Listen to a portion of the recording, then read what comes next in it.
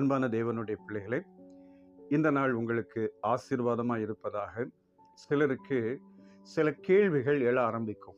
என் வாழ்க்கை சாதாரணமாக இருக்கு, நினைப்பாரற்ற சூழ்நிலையிலே, கடினமான சூழ்நிலையிலே, உதவியற்ற ஒரு சூழ்நிலையிலே, தள்ளப்பட்ட ஒரு சூழ்நிலையிலே என்னுடைய வாழ்க்கை இருக்கிறது. என் வாழ்க்கையெல்லாம் மாறுமா? என்னை தேவன் உயர்த்துவாரா? என்னை நினைத்து பார்க்க கூட யாரும் இல்லையே, என்னுடைய சூழ்நிலைகள் மாறுமா? நான் ஆசீர்வாதமான பாத்திரமாய் மாற முடியுமா அப்படின்னு நிறைய பேருக்கு அந்த உள்ளத்துல கேள்வி எழ ஆரம்பிக்கும். ஏன்னா அவங்க சூழ்நிலை அப்படி இருக்கும். 78ஆம் சங்கீதம் 70வது வசனத்திலே, தம்முடைய தாசனாகிய தாவீதை தெரிந்து கொண்டு ஆட்டு தொழுவங்களிலிருந்து அவனை எடுத்தார். தாவீதை தெரிந்து கொண்ட இடம் ஆடுகள் மேய்க்கிற இடம். நினைப்பாரற்ற, உதவியற்ற, காடுகளுக்குள் இருக்கிற நாடு மேய்த்து கொண்டிருந்த தாவீதை ஆண்டவர் தெரிந்து கொள்கிறார். தெரிந்து கொண்டது மாத்திரமல்ல, அவன் மேல் ஒரு உன்னத அபிஷேகத்தை, ராஜரீக அபிஷேகத்தை கொடுக்கிறார். ஆவியானவர் அவருக்குள்ளாக வருகிறார். அவரை கொஞ்சம் கொஞ்சமாய் உருவாக்க ஆரம்பிக்கிறார்.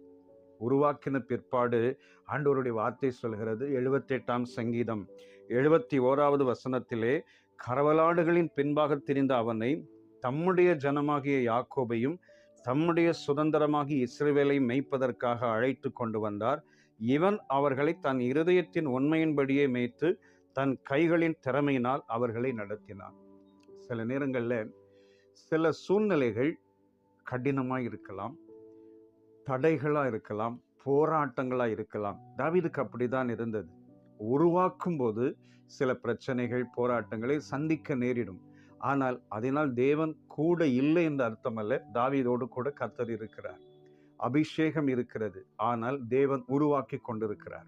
அருமையான கர்த்தருடைய பிள்ளைகளே, உங்கள் எளிமையான சாதாரணமான வாழ்க்கையை தேவன் ஒரு உன்னத நிலைமைக்கு கொண்டு வருவதற்கு உங்கள் மேல் ஒரு அபிஷேகத்தை வைத்து, உங்களை அழைத்து, உங்கள் மேல் கிருபையும் பொறுப்புகளையும் கொடுத்து, உங்களை உருவாக்கி, ஒரு நாளிலே, ஒரு குறிப்பிட்ட நாளிலே, ஒரு குறிப்பிட்ட காலத்திலே தேவன் அந்த ஆசீர்வாதத்தை உங்களுக்கு கொடுப்பார்.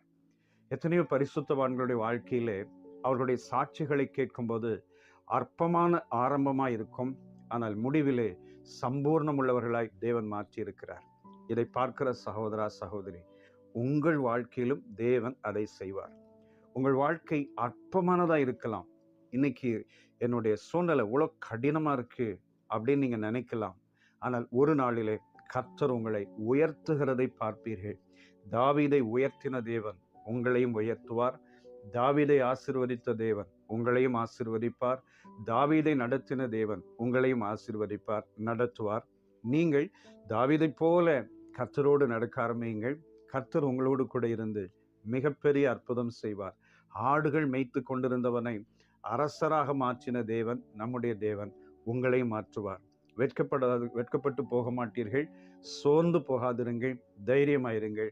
கர்த்தர் உங்களை அற்புதமாய் நடத்தி உங்களை ஆசீர்வதிப்பார். நான் உங்களுக்காக ஜெபிக்கிறேன். வல்லமையுள்ள பிதாவே, நல்ல தேவனே, இந்த காலை நேரத்துக்காய் ஸ்தோத்திரம். உள்ளம் சோர்ந்து நம்பிக்கையற்ற நிலைமையிலே, ஆரம்பமே எனக்கு இப்படி இருக்கிறதே என்று கவலைப்படுகிற பிள்ளைகளுக்கு தாவீதினுடைய வாழ்க்கை ஒரு நல்ல பாடமாக இருக்கிறதற்காய் ஸ்தோத்திரம். தாவீதை பார்த்து நாங்களும் விசுவாசத்தில் வளர்ந்து ஒரு நாளிலே கர்த்தருடைய நன்மைகளை காண ஆண்டவரே நீர் கிருபை செய்ய போறதுக்காய் ஸ்தோத்திரம். உடைய பிள்ளைகளை ஆசீர்வதியும் இயேசு இரட்சக நாமத்தில் பிதாவே, ஆமென், ஆமென். God bless you. ஆமென்.